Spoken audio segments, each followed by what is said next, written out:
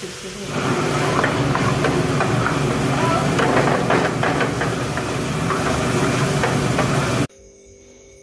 आपली पुढची chicken फ्रायची order आहे। ते करतात काय की बाकी जेवढा स्टाफ आहे सगळ्यांच्या रोट्या मारून ठेवतात आणि सांगतात की रोट्या मारा तुमचं तुम्ही जेवा।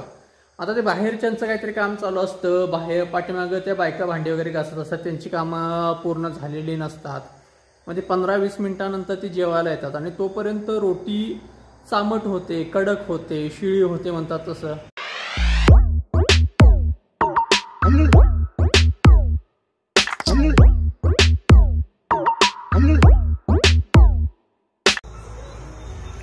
बाहेरचा आपला सेटअप वगैरे लावून झालेला आहे आणि एक फोन आलेला आहे आपल्याकडे, एक ग्रुप बुकिंग आहे, त्याच्यानंतर बाकी काही फोन वगैरे नाही आहे। ते 8 वाजता येणार आहेत, जेवण वगैरे झालेलं आहे तयार।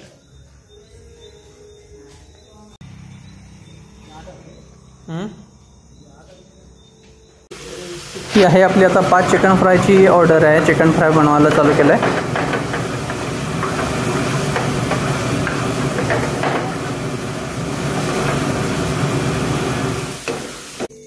त्यानंतर नेक्स्ट ऑर्डर चिकन फ्राय एक आहे, फ्राय झालेला आहे तयार, ताटं पण लावलेलं आहे, ताटं पिक होईल। त्यानंतर ही आपली परत एकदा कालचे एक ग्राहक आहेत, कालचा व्हिडिओ बघितला नसेल तर यांना सोलकढी आणि रस्सा वगैरे चालत नाही आणि हे परत आले तर रिटर्न त्यांची ऑर्डर देतोय। त्यानंतर परत एक चिकन फ्रायची ऑर्डर आले। चिकन फ्रायची ऑर्डर आपल्याकडे जास्त येते कारण ताटामध्ये ग्रेव्ही आयटम म्हणजे अंडाकरी असते, त्याच्यामुळे जास्त लोक फ्रायमध्ये ऑर्डर करतात चिकनचं। आता हे चिकन फ्राय आपण बनवून देतोय। आता याच्यामध्ये आपण रस्सा टाकलेला आहे, त्याच्यानंतर खवा बटर झाल्यानंतर चटणी आपली जी बुक्का चटणी आहे, मिक्स चटणी आहे, गरम मसाला, यासारखे सर्व पदार्थ पडतात। तुम्ही म्हणाल फक्त हे कुठल्या रस्स्यामध्ये फक्त फ्राय करून देताय की काय, तसं नाही, आपण पूर्ण प्रॉपर रेसिपी याची बनवून देतो।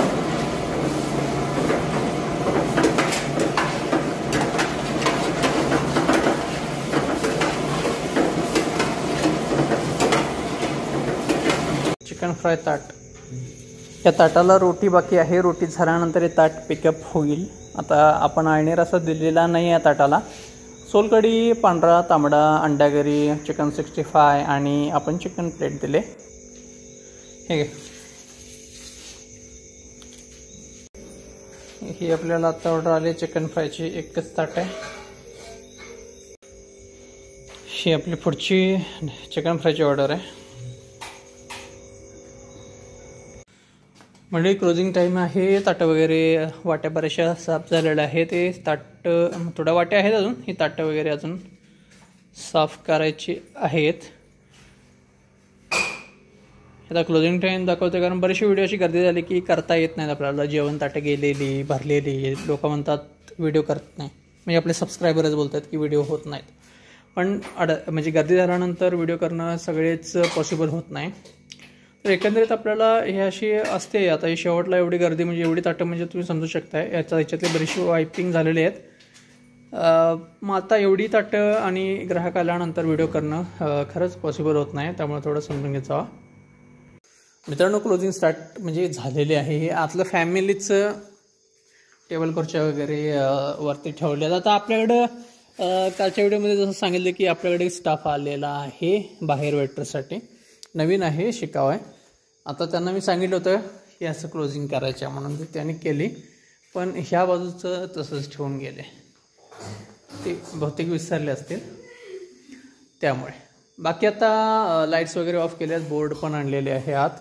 आपल्याला एक कमेंट आली होती आज, तिथे मोर वगैरे आहे का, आवाज येतोय, तर आहे आता मित्रांनो क्लोजिंग वगैरे झाली आहे तशी। आता सर्वप्रथम म्हणजे 1-2-3 वेळा मला मेसेज आला, आपले एक सबस्क्रायबर आहे तो सौरभ थोंबरे म्हणून, म्हणजे प्रोनाउन्सेस मला चुकीचं असेल तर तुम्ही स्पेलिंग करेक्ट करू शकताय, ठोंबरे, सौरभ ठोंबरे म्हणून बारामतीवरून आहेत।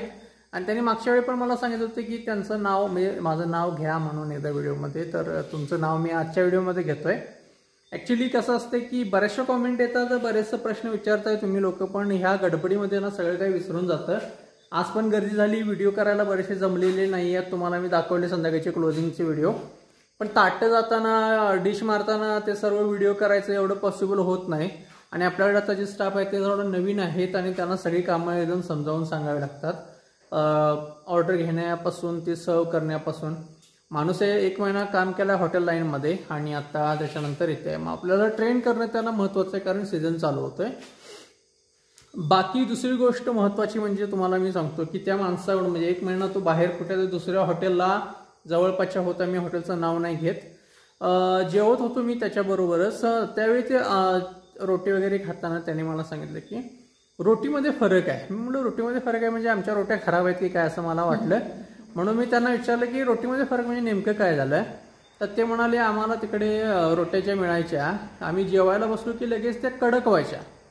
ॲक्च्युली याचं रिझन काय असते, एक म्हणजे सायंटिफिकली असं रिझन जर तुम्हाला कडक रोट्या भेटत असेल तर त्याचं असं एक कारण असतं की तंदूर ज्यावेळी शेवटची म्हणजे क्लोजिंगचा टाईम असतो त्यावेळी कोळशामुळे विजत असतो आणि तंदूरचा ताव कमी होतो.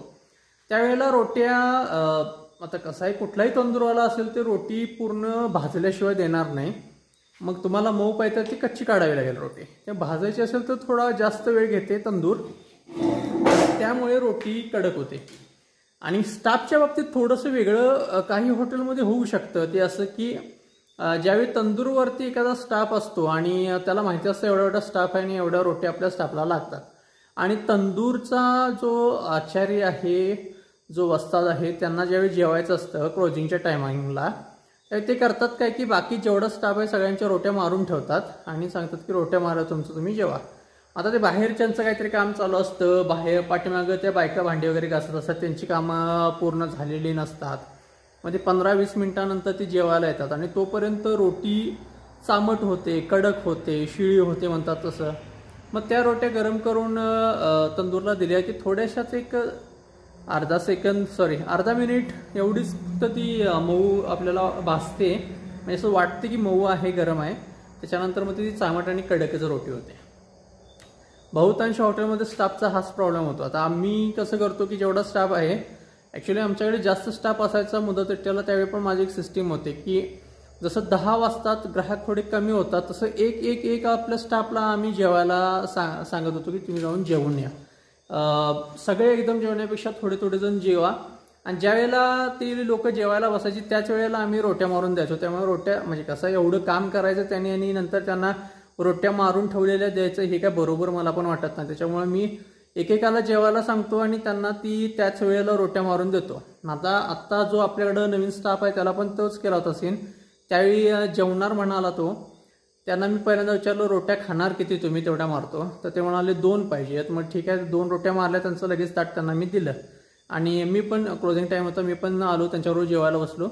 तर ते म्हणले की रोटीत हा फरक आहे. मग सुरुवातीला मला थोडंसं वेगळं वाटलं की आपली रोटी म्हणजे थोडी खराब होते की काय होते, म्हणजे ते बाहेरच्या हॉटेलमधून आलेला एक्सपिरियन्स असतो त्यांना, म्हणजे तिकडचं जेवणाची पद्धत वगैरे माहिती असते, म्हणून एखाद्याला विचारणं चांगलं आहे. कुठेतरी आपली जर चुकी होत असेल तर सुधारता येईल.